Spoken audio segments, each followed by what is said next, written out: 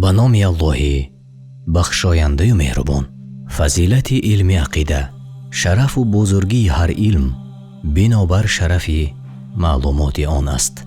علم عقیده بهترین و مهمترین علم است، زیرا بزرگترین بحث آن در خصوص پروردگار و آفریدگار تمام عالم الله سبحانه و تعالی است. علم آناتومیا از علم زئولوژی بهتر است، اگرچه هر دو علم است و هر دو خیر و فایده است، ولی یکی از دیگری بنابر افضلیت معلومات افضل است. علم آناتومیا درباره انسان معلومات می‌دهد، علم زئولوژی باشد درباره حیوانات معلومات می‌دهد. به همگان معلوم است که انسان از حیوان افضل است. علم توحید به آن خاطر بهترین علم است، زیرا در خصوص الله سبحانه و تعالی سخن می‌کند.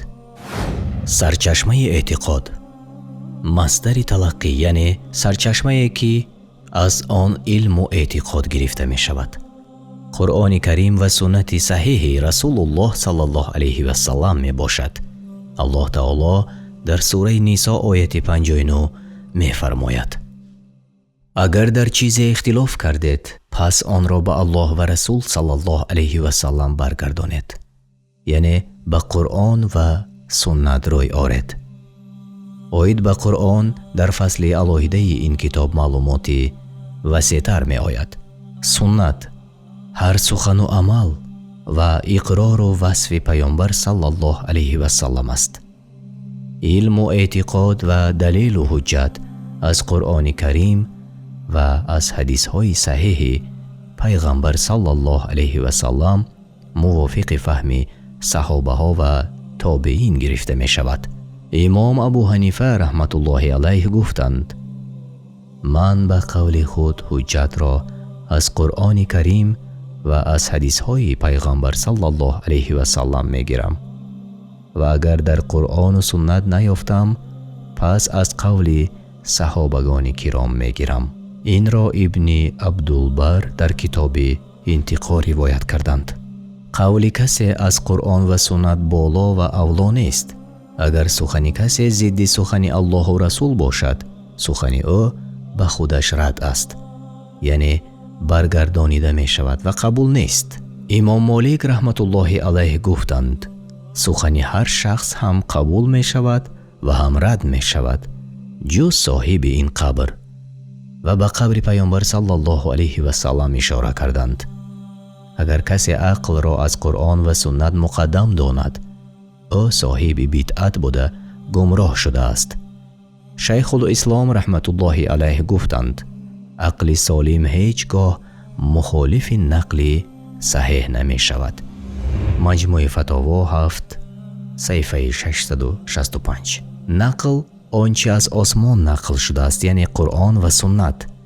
به دین مبین اسلام بدعت پیدا کردن گمراهی است، یعنی بدعت نوآوری در دین، یعنی آنچه طبق قرآن و سنت نیست. مسلمان به هر چیزی که قرآن کریم و سنت صحیح پیامبر صلی الله علیه و سلم خبر داده است اعتقاد می کند.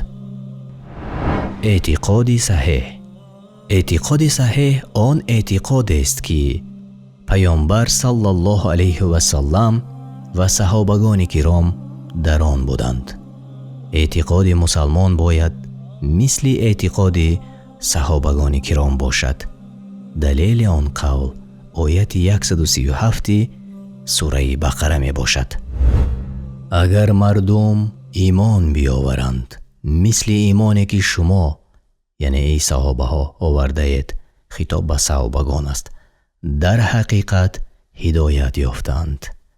و اگر روی گردانیدند، یعنی از ایمان آوردند به مثل ایمان شما، پس البته آنها در بدبختی هستند.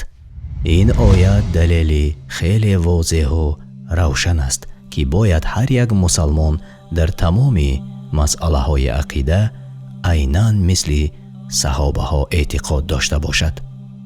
برای مثل صحابه ها اعتقاد کردن، بنده باید درباره اعتقاد صحابه ها علم داشته باشد. در این کتاب خرد اعتقاد صحابه ها و پیروان آنها بیان شده است.